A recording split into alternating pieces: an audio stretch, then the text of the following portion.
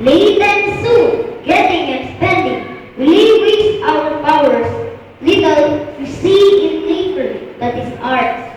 We have given our hearts, our boom. This sea that bears her bosom to the moon.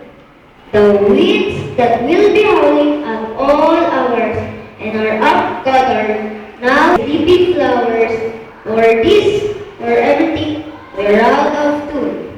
It moves us not with God, I rather be.